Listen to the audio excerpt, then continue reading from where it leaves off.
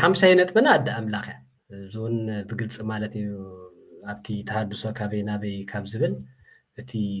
መወከሲታት ኣስፊረየ ኣለኹ እዚ ዲያቆን ፀንጉ ዝተባሃለ ንኣብነት እንታይ ይድሎ እዚ ናይ ተሃድሶ ዲያቆን ማለት እዩ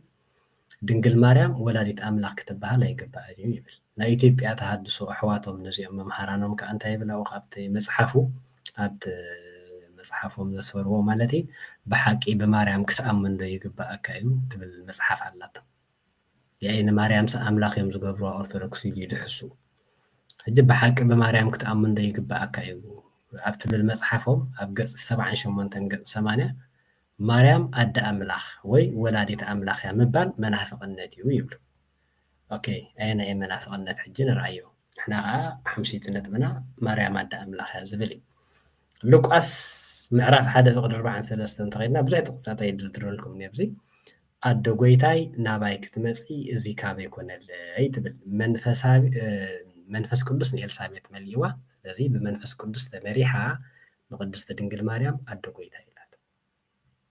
ስለዚ ክርስቶስ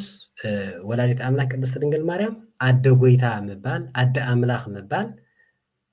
ብመንፈስ ቅዱስ ናይ ከም ዝተመልኣኻ እውን ምልክት እዩ ምክንያቱ ኤልሳቤጥ መንፈስ ቅዱስ ምስ መልኣ ኣደ ጎይታይ ኣደ ኣምላኽ እያ ትብል ዘላ ጎይታይ ኣምላኸይ እንድብል ኣምላኽነት ናይ ክርስቶስ ዝገልጽ እዩ ቶማስ ንጎይታ እንታይ ኢልዎ ነይሩ ጎይታይን ኣምላኸይን ኢሉ ስለዚ ክርስቶስ ጎይታን ኣምላኽን እንተዳ ኮይኑ ኣዲኡ ንዕኡ ከዓ ኣደ ጎይታ ኣደ ኣምላኽ ትበሃል ኣደ ኣምላኽ ክትበሃል ኣይትኽእልን እያ ደብለኩም እንታይ ኣብ ቀዳሞት ቤተክርስትያን ዝነበሩ ቦታት ብዛዕባ ዘተሪእና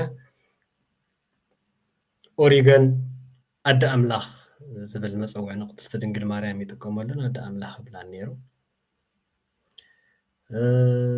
ኣብ ሳልሳይ ክፍለ ዘመን ዝነበረ ቅዱስ ኣሌክሳንደር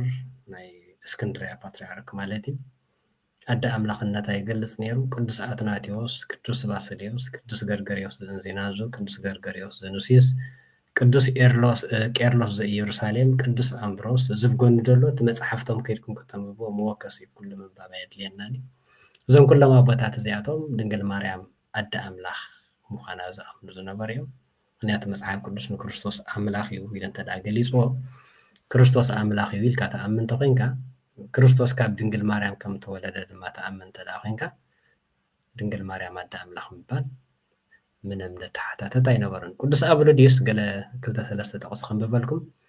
ድንግል ማርያም ስጋ ብዝወለደትሉ ግዜ ንቃል ወለደቶ ንቃል ብስጋ ስለ ዝወለደቶ ብሓቂ ወላዲት ኣምላኽ እያ ይብል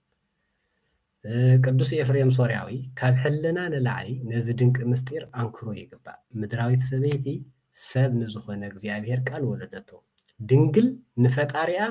ወለደቶ ንሱ ድማ ነዲኡ ፈጣራ ምክንያቱ ንሱ ፈጣሪያ እዩ ብመለኮቱ ፈጣሪያ እዩ ብስጉኡ ካብኣ ዝተወለደ ድማ ወዳ እዩ ስለዚ ድንግል ንፈጣሪያ ወለደቶ ንሱ ድማ ነዲኡ ፈጣራ ድንቂ ምስጢር እዩ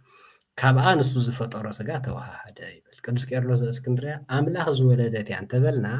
ንጽሕቲ ድንግል ካብ ስጋ ዝተፈለየ መለኮት ወሊዳ ማለት ኣይኮነን ንሳ ዝወለደቶ ነቲ ስጋን ነፍስን ዝተዋሃደ ናይ እግዚኣብሔር ቃል እዩ በዚ ናይ ተዋሃደ ምስጢር ዳ እምበር ብኻልእ ኣምላኽ ወሊዳ ኣይንብልን ከማና ነፍስን ስጋን ብምውሃዱ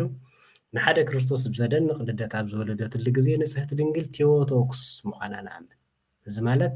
ወላዲት እግዚኣብሔር ማለት እዩ እዚ ድንግል ማርያም ወላዲት ኣምላኽ ምዃና ምእመን ኣገዳሲ ነጥቢ እዩ